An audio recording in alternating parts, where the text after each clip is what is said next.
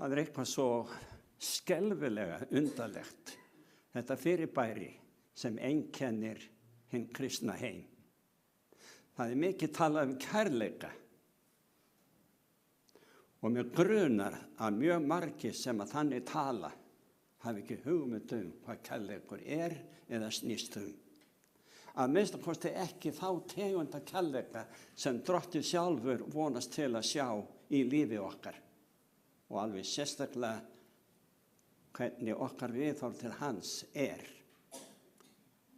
Þess vegna það að ég hef kosið að kalla þessa hugleiðingu mín í dag hverjir segja satt. Það nefnilega svo mikið falsfréttir í dag. Hafið þið tekið eftir því? Ég mörgum sinnum búin að sjá í fréttum erlendis frá að Pútín steindauður. En hann heldur alltaf áfram að berja Úkraínumönnum.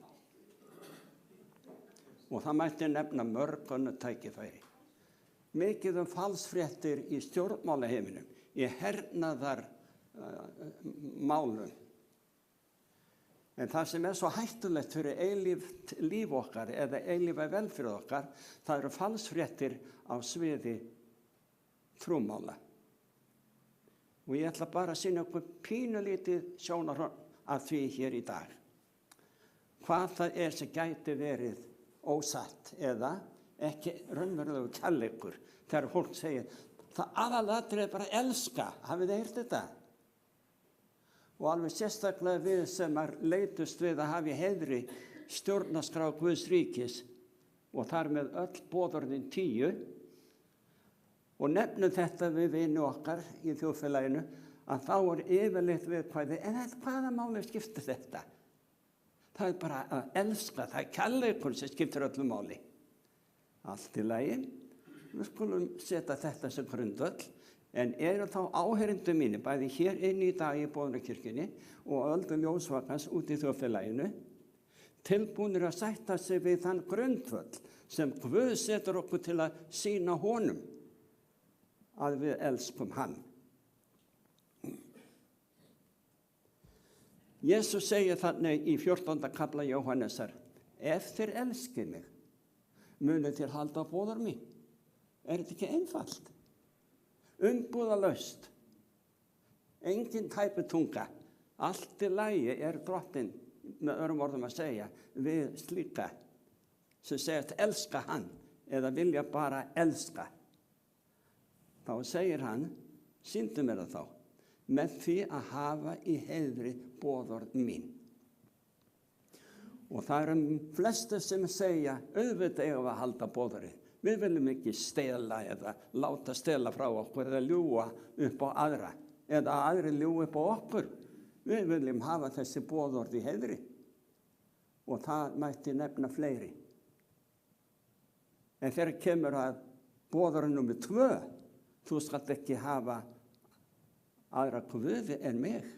Þú skalt ekki gera þér skurðgoð eða eitthvað líkt. Og það allt morandi í skurðgoðum í kristnum þjóðfélögum allan heim. Og ég ætla ekki að fara að tíunda það neitt hérna núna, en takiðu bara vel eftir því þegar að fótboltinn á ferðinni. Þá bara öllu öðru slegið og frest. Það má ekki missa þessu kappleik. Sjáu þið Bretana, það þeir eru alveg stór tækir í því að það skal fylla allar bjórstofur. Og þetta farið að gerast hér á landi líka, þegar þessi eða annar kappleikur Þetta svo yfirgengilegt í tíma hvers og eins. Það ekki drangt við fótboltann í sjálfu sér. En þegar eitthvað kemur í staðið fyrir athygli okkar á frelsanum okkar, Drottni okkar, að þá eilíf velferð okkar í veði. Jesus bæti við þarna í næsta kafla hjá Jóhannesi, þér eruð vinir mínir, ef þér gjöru það sem ég býð yður. Skorinort ekki þetta. Viltu vera vinur Jésu Krist? Allt í lagi sem Jesus segir, sýndu mér það þá, gerðu það sem ég býð yður að gera. Og hann segir okkur að hafa í heiðri boðorðin 10, alveg sérstaklega. og við getum haldið áfram þannig, en við skulum lesa meira. Í öðru bréfi Jóhannesar þá segir í 1. kafla: og í þessu birtist elskan. Erum við að tala um kærleika? Jesús er að tala um kærleika. Og í gegnum þessi orð Jóhannesar þá segir hann að í þessu birtist elskan, kærleikurinn, að við lifum eftir boðorðum hans. Klippt og skorið, umbúðalaust. Það er ekki þetta þrasa við svona rökfærslu hjá sjálfum frelsaranum. Sýndu mér það að þú elskar mig eða náungan með því að hafa boðorð hans í heiðri. Og hann segir, þetta er boðorðið, eins og þér heyrðu það frá upphafi, með öðrum orðum, það hefur ekkert breyst.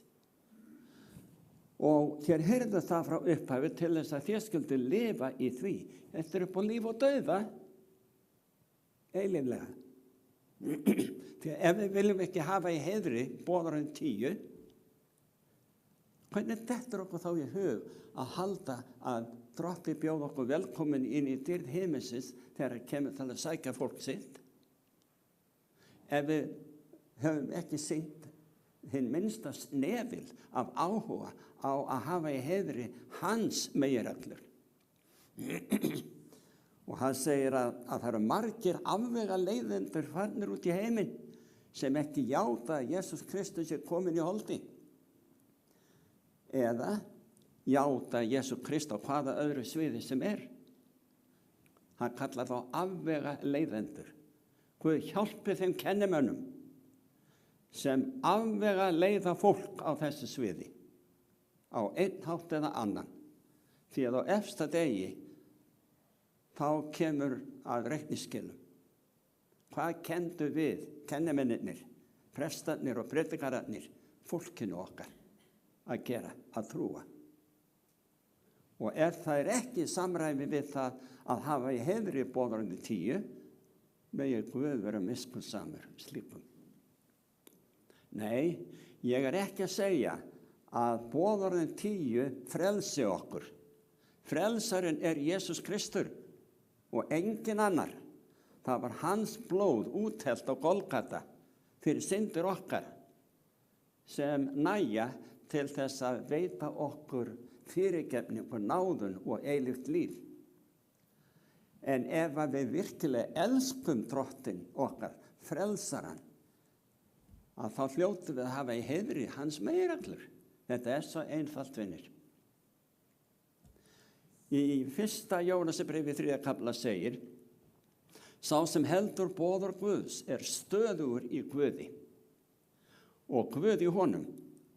Að hann er stöðugur í oss þekkjum við af andanum sem hann hefur gefið oss. Við þráum að vera stöðu í trúnni og tölustundum að einhver sé óstöðugur, ráfandi til og frá. En sá sem heldur boðorð Guðs er stöðugur í Guði. Förum yfir í annan kapitula í 1. bréfi Jóhannesar og þar segir: og á því vitum við að við þekkjum hann ef við höldum boðorð hans. Aftur og aftur svona í gegnum Biblíuna. Þetta er svo orðalaust, það er að segja umbúðalaust og afgerandi lýsingar og yfirlýsingar að okkur ber að hafa í heiðri og það með gleði og ánægju til að heiðra Drottinn okkar sem borgaði synda sekt okkar því að við erum öll sek við boðorðin 10. Boðorðin 10 ein og sér frelsa okkur engan veginn, bara blóð Jesú Krists.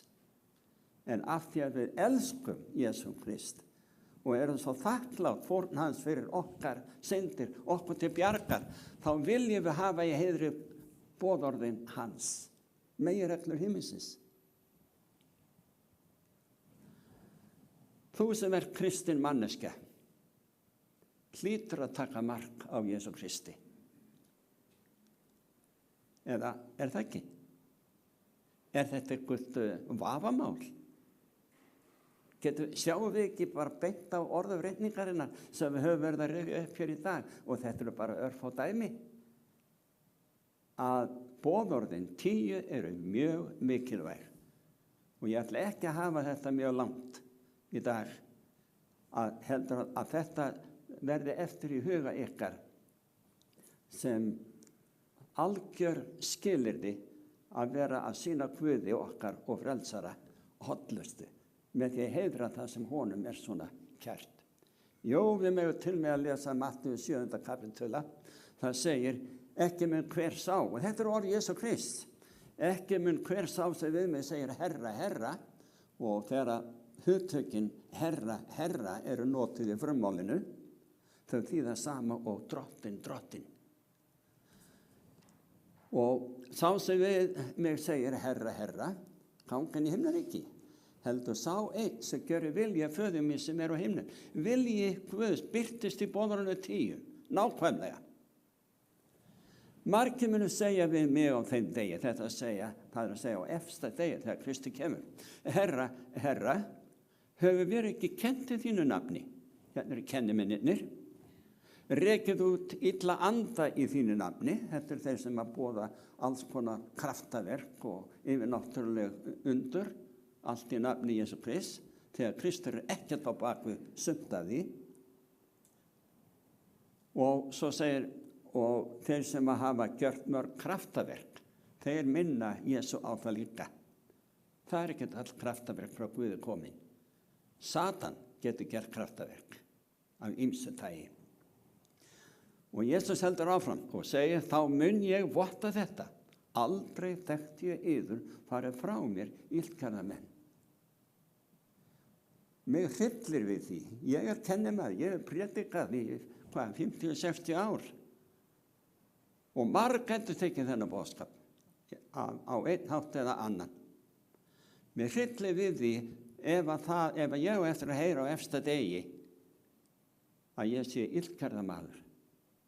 Vegna þess að ég boðaði ekki mikilvægi boðorðanna 10 eða það sem að drottni er kært og mikilvægt í hans augum.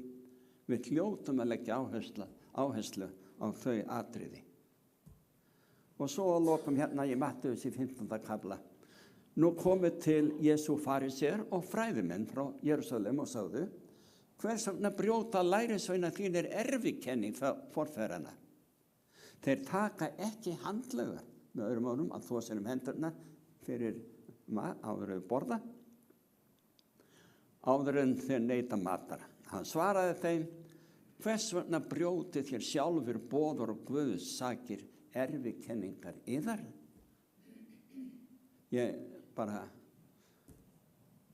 Ég skil ekki í kennimönnum, hvar í flokki sem þeir eru, sem að hunsa þessar leiðbeiningar, allar mikilvægi boðorðanna 10.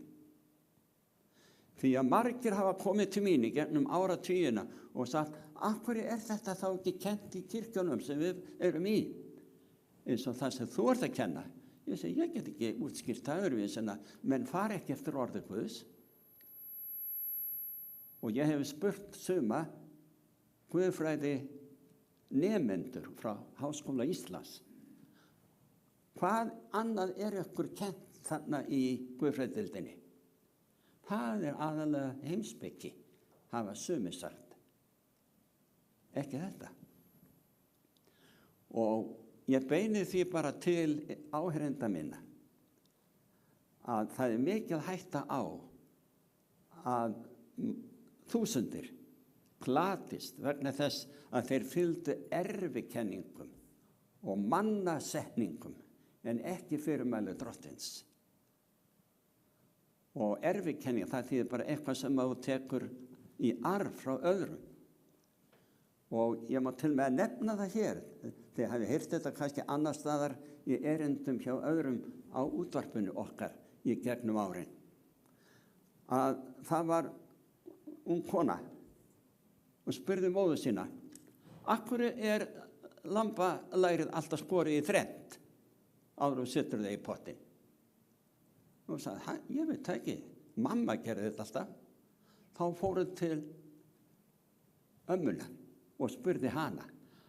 Mamma segir að það er að skera lærið í þrennt. En þú, hvað gerir þú? Já, ég skera lítið í þrennt. En af hverju? Af hverju? Af því að mamma mín kendi mér þetta.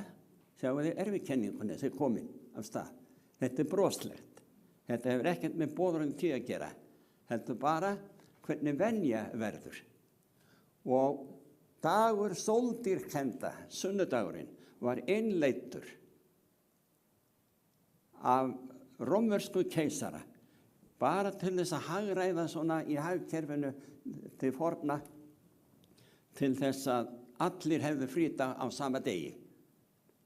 Og þannig var dagur sóldýrkenda innleiddur á kostnað hvíldadags drottins, 7. dags vikunar, sem er laugardagur, 7. dagur vikunar. Og síðan hafa menn haldið áfram að brjóta á boðorðum Guðs, allt til þessa dags, erfikenning, mannasetning. Í fyrra Korinthubréfi, í 13. kafla og 13. versi segir að nú varir trú, von og kærleikur. Við erum að tala um kærleika. Þetta þrennt, en þeirra er kærleikur mestur. Og svo þetta frá Hebreabréfinu í 8. kafla. Þetta er sáttmáli sem ég mun gera við hús Ísraels. Það eru allir gjáta kristna trú. Eftir þá daga, segir drottinn, ég mun leggja lög mín í hugskot þeirra og rita þau á hjörtu þeirra. Ég mun vera Guð þeirra og þeir munu vera líður minn. Hver er grundvöllurinn? Að hafa í heiðri stjórnarskrá Guðs ríkis. Því að Jesus hefur lofað að koma og sækja okkur og taka okkur inn í himinin. Og það eru allir með boðorð Guðs í heiðri. Og lokum er hérna þessi yfirlýsing Jesú í 5. kafla Mattheusar. Ætlið ekki að ég sé komið til að afnema lögmálið eða spámennina. Ég kom ekki til að afnema, heldur uppfylla. Þess vegna segja yður, það til himin og jörð líðandi lok mun ekki einn smástafur eða stafkrókur falla úr lögmálinu, uns allt er komið fram.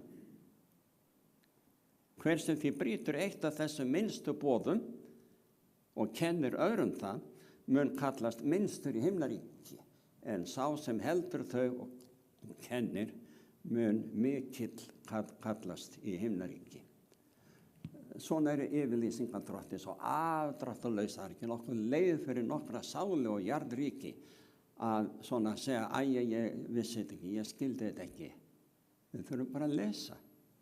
En það er mikið kennt í falsfréttum, svo kalluðum, og þá á meðal trúmála af kennimönnum sem ekki stenst skoðun þegar við lesum fyrirmæli drottins frá orði hans.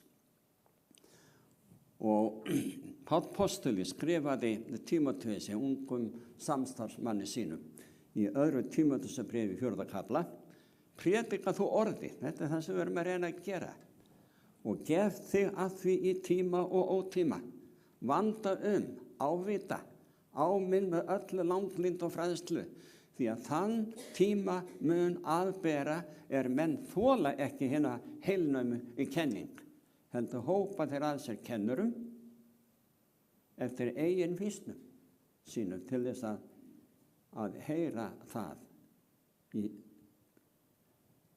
sem kitlar eyrun, hugsaðu ykkur. Þeir munu snúa eyrum sínum burt frá sannleikanum og hverfa að ævintýrum. Þetta er það sem er að gerast. Boðorðin afskrifuð og margt annað í Guðs orði líka, af því að fólk trúir ekki, tekur ekki marka á orði Guðs. En við hér í Boðorðakirkjunni, við höldum áfram að boða og predika sannleikann, jafnvel þó að það kalli ekki alltaf á vinsældir. Við bara viljum hlýða drottni okkar og frelsara. Því hann fórnaði öllu fyrir okkur. Spurningin er bara, hvað vilt þú gera fyrir hann?